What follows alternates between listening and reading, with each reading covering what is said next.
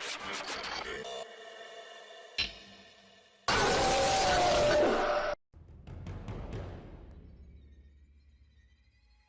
بابا، ابھی کچھ بولو یا ہاتھ جوڑے ہی کھڑے رہو گے؟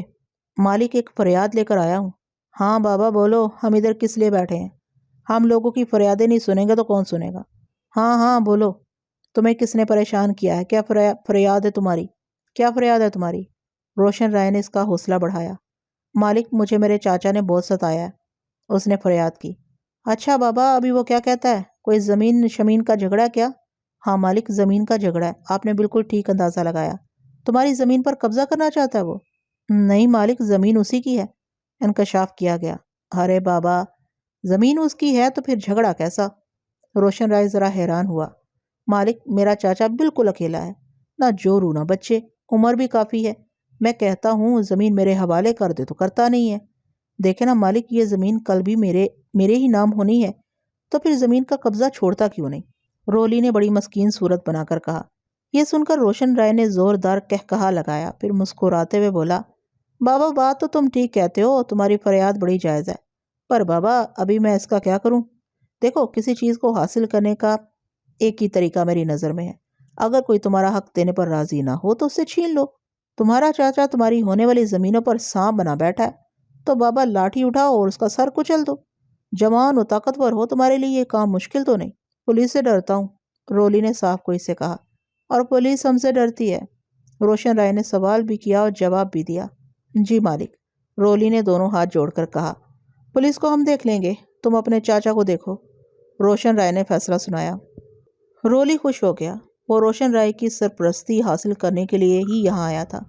اس کے رشتہ دار نے یہی مشورہ دیا تھا کہ اگر مالک نے تیرے سر پر ہاتھ رکھ دیا تو تیرا بیڑا پار ہے۔ مالک نے بھی یوں ہی اس کے سر پر ہاتھ نہیں رکھ دیا تھا۔ اتنی بڑی جاگیر تھی، جاگیر کو سنبھالنے کے لیے ہر طرح کے بندوں کی ضرورت تھی، رولی انہی بندوں میں سے ایک تھا۔ بس پھر کیا تھا، مالک کا آشیرواد ملتے ہی اس نے اپنے چاچا کا کلیان کر دیا۔ اپنے چاچا کو قتل کر کے جب وہ فرار ہو کر پناہ کی تلاش میں حویلی کی طرف آ رہا تھا کہ راستے میں اسے پولیس نے دھر لیا، ساتھ ہی آلہ قتل بھی اس سے برآمد کر لیا۔ تھانے دار کو روشن رائے نے یہی حکم جاری کیا تھا۔ رولی کی گرفتاری کی روشن رائے کو فوراً ہی خبر مل گئی، لیکن اس نے 2 راتوں تک رولی کی کوئی خبر نہ لی۔ وہ تھانے کے لاک اپ میں بند مالک کی طرف سے کسی مدد کا انتظار کرتا رہا۔ 2 راتیں گزرنے پر اس کے چھکے چھوٹ گئے۔ وہ اپنے چاچا کے قتل کے الزام میں اعلیٰ قتل کے ساتھ پکڑا گیا تھا۔ اب اسے پھانسی کے پھندے سے کوئی نہیں بچا سکتا تھا۔ جب نا امیدی اپنی حدوں کو چھونے لگی تو روشن رائے کا چہرہ چمکا۔ اس نے تھانے دار سے دکھاوے کا مکا کیا اور رولی پر یہ ظاہر کر کے کہ اس نے 25,000 روپے بطور نذرانہ ادا کر کے اسے چھڑایا ہے، اسے ہمیشہ کے لیے اپنے دام الفت میں جکڑ لیا۔ رولی روشن رائے کے لیے بہت کام کا آدمی ثابت ہوا۔ آہستہ آہستہ وہ روشن رائے کا خاص آدمی بن گیا۔ 1 سال گزرنے کے بعد رولی نے اپنے جڑواں بھائی ہولی کا ذکر کیا۔ وہ اس وقت کراچی میں تھا اور وہاں ہر طرح کی وارداتوں میں ملوث تھا۔ وہ کراچی سے فرار ہو کر گاؤں پہنچا تو رولی نے اسے روشن رائے کے سامنے پیش کرنے کا ارادہ کر لیا۔ جب روشن رائے نے ہولی کے بارے میں سنا تو وہ اسے کام کا آدمی معلوم ہوا اور اس نے فوراً رولی سے کہا، ہاں بابا لاؤ اسے، ابھی ہم دیکھیں کراچی میں واردات کرنے والے کو۔ ہولی کو ایک نظر دیکھتے ہی روشن رائے نے اسے اپنے ساتھ رکھنے کا ارادہ کر لیا۔ اس طرح جلد ہی دونوں بھائی روشن رائے کے اعتماد کے بندے بن گئے۔ ایک طویل عرصے سے وہ دونوں روشن رائے کے پاس تھے، دونوں سائے کی طرح اس کے ساتھ رہتے تھے، اس لیے کمال رائے انہیں بابا کے فرشتے کہتا تھا، ایسے فرشتے جن کے بیان پر بابا پکڑے جا سکتے تھے۔ روشن رائے نے اچانک دوڑتے گھوڑے کی لگام کھینچ کر اسے روکا اور گھوڑے کا رخ موڑ کر پیچھے دیکھا۔ رولی اور ہولی زیادہ پیچھے نہ تھے۔ وہ چند لمحوں میں روشن رائے کے نزدیک پہنچ گئے اور خاموشی سے اس کی طرف دیکھنے لگے۔ روشن رائے نے اپنے فرشتوں کی طرف باری باری غور سے دیکھا اور پھر بڑی فکر مندی سے بولا، بابا کمال رائے کی کچھ سمجھ نہیں پڑ رہی، ابھی تم لوگ اس پر نظر رکھو۔ جی مالک، رولی نے سعادت مندی سے کہا۔ دیکھو ذرا ہوشیاری سے، اسے پتہ نہ پڑے کہ کوئی اس کے پیچھے لگا ہوا ہے، ورنہ وہ اسے گولی مار دے گا۔ جب اسے غصہ آ جائے تو پھر کچھ نہیں دیکھتا۔ روشن رائے اپنے بیٹے کے مزاج سے اچھی طرح واقف تھا۔ جی مالک، آپ فکر نہ کریں، اس مرتبہ ہولی بولا، میں اس بات کا خیال رکھوں گا۔ آؤ پھر چلیں، شام ہونے کو ہے۔ یہ کہہ کر روشن رائے نے اپنے گھوڑے کو ایڑ دی اور اس کا گھوڑا دیکھتے ہی دیکھتے ہوا سے باتیں کرنے لگا۔ کمال رائے نے ہیرو کو کام پر لگا دیا تھا۔ ہیرو جانتا تھا کہ یہ خطرناک کام ہے۔ اگر اس کام کی بڑے مالک کو بھنک بھی پڑ جائے تو وہ بیوی بچوں سمیت اسے کتوں کے آگے ڈلوا دیں گے۔ ادھر بڑے مالک تھے، ادھر چھوٹے مالک تھے، وہ بھی کسی عذاب سے کم نہ تھے۔ اگر وہ کام سے انکار کرتا تو جان پھر بھی محفوظ نہ تھی۔ ایک طرف آگ تھی تو دوسری طرف کھائی۔ اس نے اپنی جان جوکھوں میں ڈال کر کمال رائے کا ساتھ دینے کا ارادہ کر لیا۔ خیرو کو کمال رائے سے ہمدردی ہونی تھی، ویسے بھی وہ چھوٹے مالک تھے، نوجوان تھے۔ وہ فاتحہ کے لیے ہاتھ اٹھاتے تو ان کی آنکھیں بھر آتی تھی۔ ان قبروں میں کیا راز تھا؟ اسے ان سے دور کیوں رکھا گیا تھا؟ اس تجسس نے بھی اسے اس کام پر مجبور کر دیا تھا۔ اس نے 8-10 فٹ کے فاصلے سے ایک محفوظ جگہ سے سرنگ کھودنا شروع کی تھی۔ وہاں جھاڑیاں بہت تھیں، ایک نظر دیکھنے میں کوئی یہ اندازہ نہیں لگا سکتا تھا کہ یہاں سے سرنگ کھودی جا رہی ہے۔ ویسے بھی کسی کا ذہن اس طرف نہیں جا سکتا تھا۔ اگر قبر کو پختہ نہ کرا دیا گیا ہوتا تو سرنگ کھودنے کی ضرورت نہ پڑتی۔ خیرو راتوں رات قبر کھود کر دوبارہ اس کو جوں کا توں بند کر دیتا۔ اب پختہ قبر کو توڑا نہیں جا سکتا تھا۔ اگر توڑا جاتا تو چند گھنٹوں میں اس کی تعمیر ممکن نہ تھی۔ اگر اس طرح قبر کو پختہ کر بھی دیا جاتا تو راز کھلنے کا خطرہ تھا۔ خیرو رات کے 12 بجے سے صبح 4 بجے تک سرنگ کھودنے کا کام کرتا تھا۔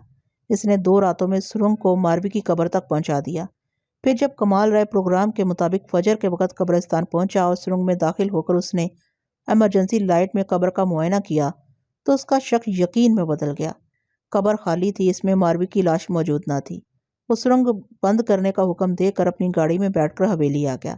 ایک پہرے دار نے گاڑی کا ہارن سنا اور دروازہ کھولا۔ وہ گاڑی کو حویلی کی اصلی عمارت تک لے گیا۔ حویلی پر سناٹا طاری تھا، اگرچہ آسمان پر ہلکی ہلکی روشنی نمودار ہو گئی تھی، لیکن حویلی کے مکین اندھیرے میں پڑے خواب خرگوش کے مزے لیتے تھے۔ اس حویلی کے اس مکین تھے ہی کتنے؟ گنتی کے 3، ایک بابا، ایک ماں اور ایک وہ۔ 3 مکین اور حویلی اتنی بڑی کہ بیک وقت 300 آدمی بآسانی سما جائیں۔ اس حویلی میں ملازموں سے رونق تھی، اگر وہ نہ ہوتے تو حویلی پر ہو کا عالم ہوتا۔ کمال رائے کو اس سناٹے سے سخت چڑ تھی۔ یہی وجہ تھی کہ اس نے ہاسٹل میں رہنا پسند کیا تھا۔ چاہتا تو وہ اپنا ڈیفنس کا بنگلہ رہائش کے لیے استعمال کر سکتا تھا، لیکن وہ فلیٹوں میں رہنا چاہتا تھا، ایک ہنگامہ خیز زندگی گزارنا چاہتا تھا۔ ماروی کو بھی اس نے اس لیے حویلی میں چھوڑا ہوا تھا۔ وہ 2 میاں بیوی بھلا اتنے بڑے بنگلے میں رہ کر کیا کرتے؟ ماروی خود بھی اکیلا نہیں رہنا چاہتی تھی، اس لیے ماروی کی حویلی میں رہائش کمال رائے کے لیے فکر کا باعث نہ بنی۔ لیکن اب وہ پچھتا رہا تھا، کاش اس نے ماروی کو حویلی میں نہ چھوڑا ہوتا۔ اب یہی معاملہ خاصا الجھ گیا تھا۔ ماروی کی لاش قبر میں موجود نہ تھی۔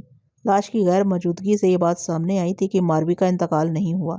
اس نے بچی کی قبر نہیں کھدوائی تھی، لیکن اس بات کا اسے پکا یقین تھا کہ وہ قبر بھی خالی ہوگی۔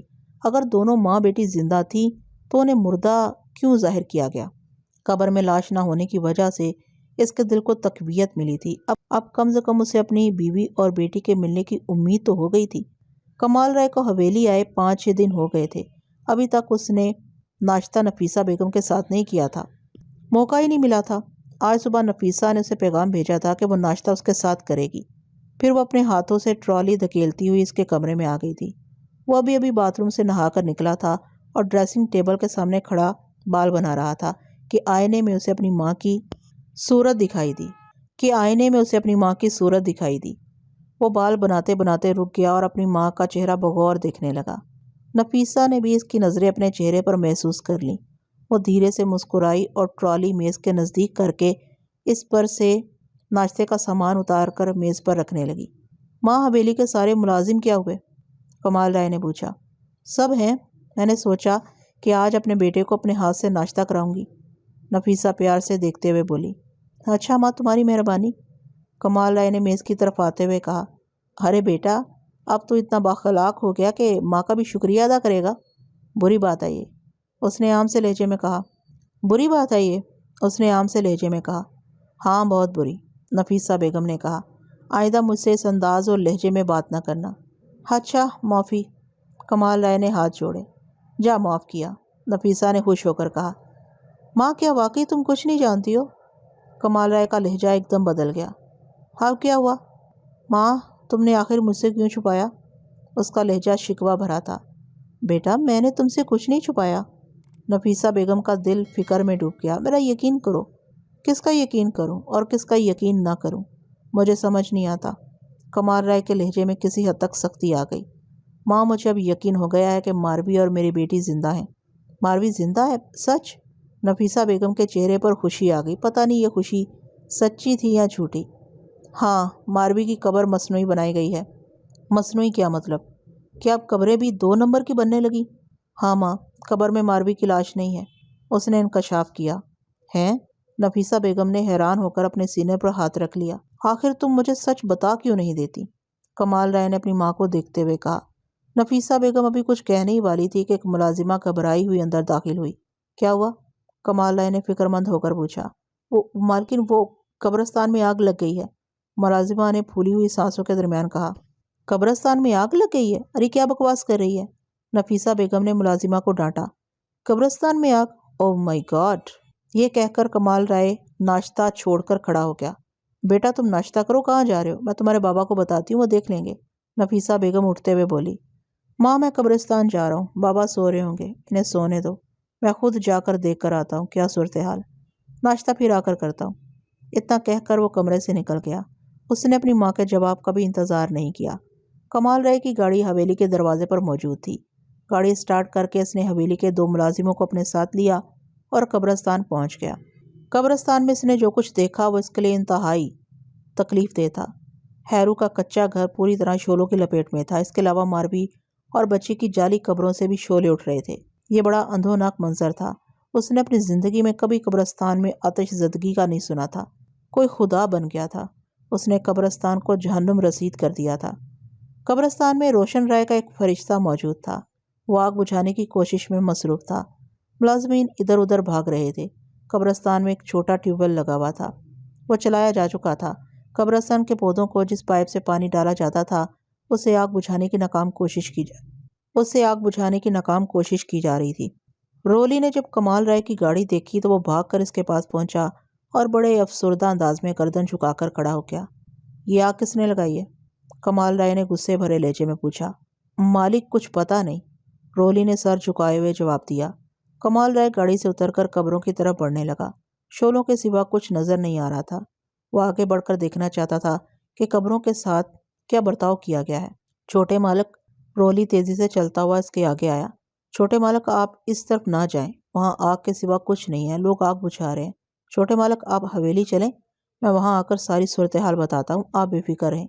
یہ جس نے بھی کیا ہے میں اسے زندہ نہیں چھوڑوں گا۔ رولی تم 1 منٹ ذرا میری گاڑی کے پاس رکو، میں ذرا قبروں کو دیکھ کر آتا ہوں، دیکھنا کہیں کوئی میری گاڑی کو آگ نہ لگا دے۔ کمال رائے نے اسے تیز نگاہوں سے دیکھا اور تیزی سے آگے بڑھ گیا۔ دونوں قبریں پوری طرح شعلوں کی لپیٹ میں تھیں۔ شعلے قبروں سے نکل رہے تھے۔ یوں محسوس ہوتا تھا جیسے پختہ قبروں کو توڑ کر پھر آگ لگائی گئی ہو۔ کمال رائے نے خدا کا شکر ادا کیا کہ وہ آج صبح ہی قبر کا حال دیکھ گیا تھا۔ وہ یہ بات اچھی طرح سمجھ گیا تھا کہ قبروں کو مسمار کر کے کیوں آگ لگائی گئی ہے۔ آگ لگانے والا چاہتا تھا کہ قبروں میں موجود لاشوں کے وجود کو عدم وجود کر دیا جائے۔ نہ رہے گا بانس، نہ بجے گی بانسری، نہ رہیں گی قبریں، نہ پڑے گا کوئی فاتحہ۔ پھر اچانک اسے ہیرو کا خیال آیا۔ وہ ابھی تک کہیں دکھائی نہیں دیا تھا۔ اس کا گھر جلا کر کس بات کا غصہ اتارا گیا تھا؟ تب فوراً اس کا ماتھا ٹھنکا۔ اوہ، کہیں ایسا تو نہیں کسی نے ہیرو کو سرنگ کھودتے ہوئے دیکھ لیا ہو؟ اوہ، ضرور یہی بات ہے، اس لیے اسے اس کا گھر جلا کر سزا دی گئی ہے۔ لیکن مسئلہ صرف اتنا ہی نہ تھا۔ روشن رائے کے حکم کے مطابق کمال رائے کی نگرانی جاری تھی۔ فجر کے وقت جب کمال رائے ماروی کی قبر کا معائنہ کر کے واپس حویلی گیا تو رولی کو فوراً خبر مل گئی۔ وہ اطلاع ملتے ہی قبرستان پہنچا۔ اس نے ہیرو کو رنگے ہاتھوں پکڑ لیا۔ وہ بڑی تیزی سے سرنگ بند کرنے کے لیے پھاوڑے سے قبر میں مٹی پھینک رہا تھا۔ رولی نے گردن سے پکڑ کر اسے گاڑی میں ڈالا اور حویلی لے آیا۔ رولی کو یہ بات اچھی طرح معلوم تھی کہ روشن رائے رات بھر جاگنے کا عادی تھا۔ اسے اذانوں کے وقت ہی نیند آتی تھی۔ جب انسانوں کے جاگنے کا وقت ہوتا تھا وہ شیطانوں کی طرح سونے لگتا تھا۔ اب اس کے کمرے کی لائٹ جل رہی تھی۔ لائٹ تو اس کے کمرے کی جلتی ہی رہتی تھی کہ اب وہ اندھیرے میں نہیں سو سکتا تھا۔ جب سے سانپ دکھائی دینے کا چکر چلا تھا تب سے اس کی نیندیں اڑ گئی تھیں۔ کچھ اس کے اعمال تھے اور کچھ عمر کا تقاضا۔ اب وہ پہلی سی نیند نہ رہی تھی۔ رولی نے ایک مخصوص انداز میں دستک دی۔ اس دستک کو روشن رائے اچھی طرح پہچانتا تھا۔ ابھی وہ سونے کی تیاری کر ہی رہا تھا کہ رولی کی آواز نے اسے چونکا دیا۔ اس وقت یہ کیسے آ گیا؟ اس نے کوئی ایسا کام بھی سپرد نہیں کیا تھا جس کی تکمیل کر کے وہ یہاں پہنچا ہو۔ بہرحال اس نے رسالہ بند کر کے میز پر رکھا اور آگے بڑھ کر دروازہ کھول دیا۔